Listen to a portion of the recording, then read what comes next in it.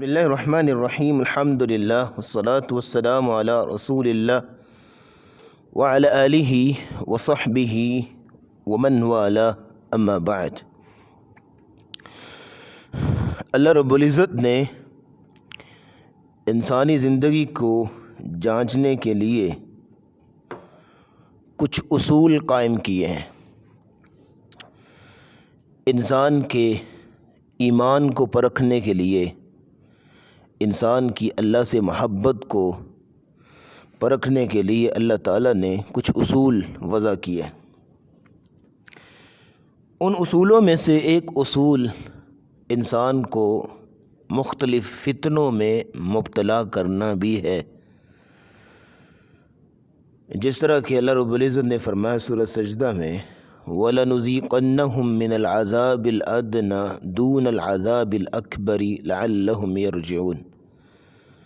اللہ رب العزت دنیا میں چھوٹے چھوٹے فتنوں میں، مصیبتوں میں، تکالیف میں انسان کو مبتلا کرتے رہتے ہیں، جو ایک انڈیکیشن ہوتا ہے، اس کو اللہ کی طرف بلانے کے لیے ایک الارم ہوتا ہے جو اس کو بتا رہا ہوتا ہے کہ اپنے وقت کا صحیح استعمال کرو، یہاں تم غلطی کر رہے ہو، یہاں پہ تم اپنی اصلاح کرو۔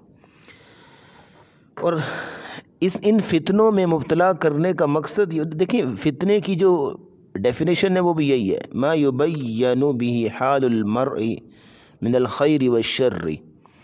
جس چیز سے انسان کی حالت جانچی جاتی ہے، جس چیز سے انسان کو سمجھا جاتا ہے کہ اس کا ایمانی لیول کتنا ہے، اس کی اللہ سے محبت کتنی ہے، اس کی دین کے اندر تفقہ کتنی ہے، اس کو فتنہ کہتے ہیں۔ شیخ آپ بتائیے فتنہ کسے کہتے ہیں؟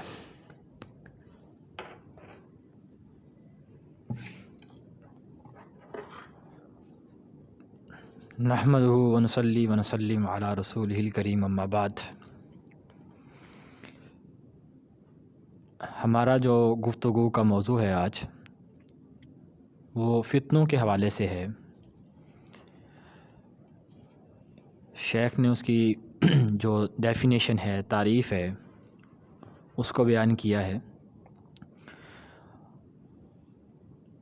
فتنہ کیا ہے؟ بیسیکلی فتنے کو اگر ہم معاشرتی اعتبار سے دیکھتے ہیں اور اس کی ڈیفینیشن یوں بنے گی کہ ہر وہ چیز یا ہر وہ کام جو انسان کو دین سے، اللہ کے رسول سے، دینی احکامات سے، دینی تعلیمات سے دور کر دے، ہم ہر اس چیز کو فتنہ کہہ سکتے ہیں۔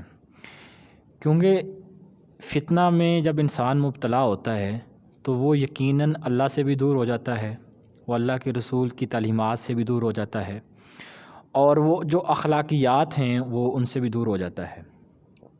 تو اس اعتبار سے ہم یوں کہہ سکتے ہیں کہ ہر وہ چیز جو انسان کو ان تمام امور جو اللہ رب العزت کے ہیں اور رسول اللہ صلی اللہ علیہ وسلم کے ہیں اور ہمارے ذمہ جو چیزیں ہیں ان سے دور کر دے، تو وہ فتنے کی کیٹیگری کے اندر آئیں گی چیزیں۔ تو اب اگر ہم نے اس سے بچنا کیسے ہے، وہ ایک پورا سبجیکٹ ہے جو اسلام نے ہمیں دیا ہے، اور وہ سورسز کیا ہیں؟ اللہ کا قرآن ہے اور نبی کریم صلی اللہ علیہ وسلم کی حدیث ہیں۔ جس تناظر میں نے جو ڈیفینیشن پیش کی اور آپ نے جو پیش کی، دونوں کو اگر ہم خلاصہ نکالیں نا، تو بات اس نتیجے پہ پہنچتی ہے کہ فتنہ دو چیزوں کا نام ہے۔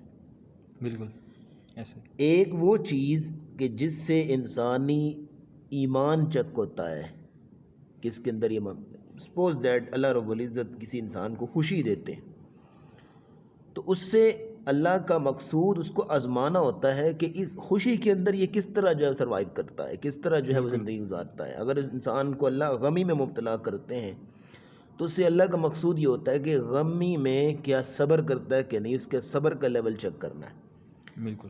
دوسرا فتنہ، ایک جیسے آپ نے ڈیفینیشن بیان کی، وہ یہ چیز ہے کہ جو انسان کو اللہ سے دور کر دے۔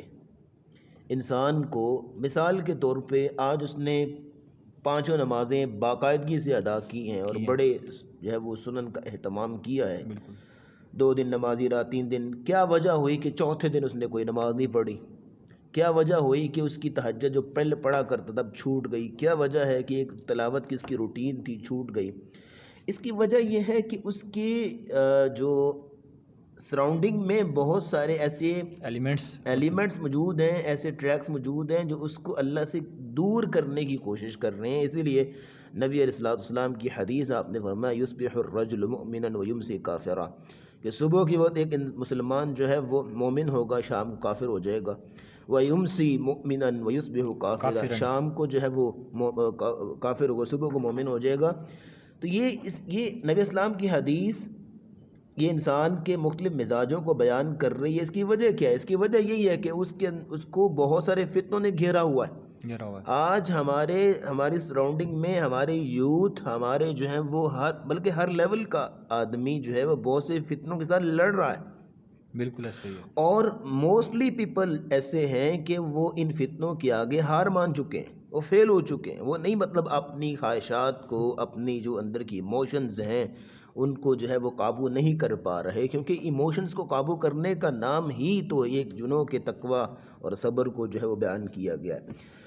تو یہ فتنہ بیسیکلی ٹیسٹ کو کہتے ہیں، ٹرائل کو کہتے ہیں، کہ اللہ ہمیں ٹیسٹ کرتے ہیں، جس طرح کہ ایک مٹی کا برتن ہوتا ہے، اس کو کہ اس کو چیک کرتے ہیں نوک کر کے کہ اس کے صحیح پکا ہوا کہ نہیں پکا ہوا۔ تو اللہ رب العزت ہمیں فتنوں میں مبتلا کرتے ہیں انسان کو جو ہے وہ آزمانے کے لیے۔ نا قرآن جو میں نے جو ایک ڈیفینیشن کی ہے نا، قرآن کا بھی کنسیپٹ یہی ہے۔ قرآن میں اللہ رب العزت نے مال اور اولاد کو فتنہ کہا ہے شیخ۔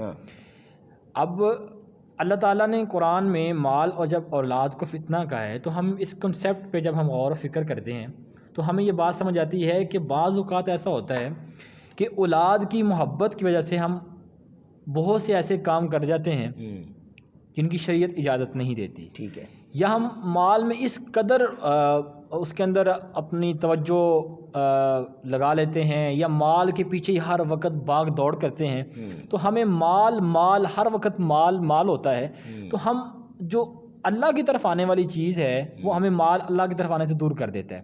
میں اس کی مثال دیتا ہوں کہ ایک بندہ متوسط طبقے کا ہے، وہ مصیبت میں اللہ کو بھی یاد کر لیتا ہے، وہ خوشی میں بھی اللہ کو یاد کر لیتا ہے، وہ کہتا ہے ٹھیک ہے نارمل زندگی ہے۔ لیکن جس بندے کے پاس تھوڑا پیسہ ہے، اس کا سٹیٹس اچھا ہے، تو وہ عمومی طور پر وہ نمازی نہیں ہے، اس کے اندر وہ اخلاقیات بھی اتنی نہیں ہے۔ وجہ کیا ہے؟ وہ اپنے کاروبار میں، اپنی بینک بیلنس میں، یا اپنی گاڑیوں میں، یا اپنی پراپرٹی میں، یا اپنی اولاد کو ان کا مستقبل سنوارنے میں اس قدر وہ مصروف ہے کہ وہ اللہ نے اس کے اوپر جو ذمہ داریاں لگائی ہیں وہ اس کی طرف نہیں آ رہا۔ تو اس تناظر میں دیکھیں تو قرآن کا کنسیپٹ بالکل ٹھیک ہے کہ اولاد بھی فتنہ ہے اور مال بھی فتنہ ہے۔ اگر مال اور اولاد اللہ سے دور نہ کرے تو یقیناً یہ ایک بہت اچھی بات ہے، ورنہ تو مال بھی فتنہ ہے، اولاد بھی فتنہ ہے۔ شیخ اللہ رب العزت نے اسی بات کا جو ہے وہ بیان کیا نا کہ لا تلہکم اموالکم ولا اولادکم عن ذکر اللہ، کہ تمہیں تمہارے مال اور اولاد جو ہیں وہ اللہ کے ذکر سے غافل نہ کر دیں۔ تو اسی بات کی طرف نشاندہی نبی اسلام نے اپنی احادیث میں کی ہے۔ دیکھیں جو چیز آپ کو اللہ نے عطا کی ہے اور آپ اس چیز میں مشغول ہو کے اللہ سے دور نہیں ہوتے تو اس سے بڑی نعمت کوئی نہیں ہے۔ اگر ہو جاتے ہیں تو لیکن وہ ایک حلال چیز ہے، ایک جائز چیز ہے، لیکن آپ اس میں مصروف اتنا ہوگے کہ آپ اپنے وہ فرائض بھول گئے جو اللہ کی طرف سے آپ پہ عائد ہیں، تو یہ نعمت، یہ حلال چیز بہت بڑی جو ہے وہ زحمت بن جاتی ہے۔ زحمت بن جاتی ہے۔ تو اب یہاں تک بات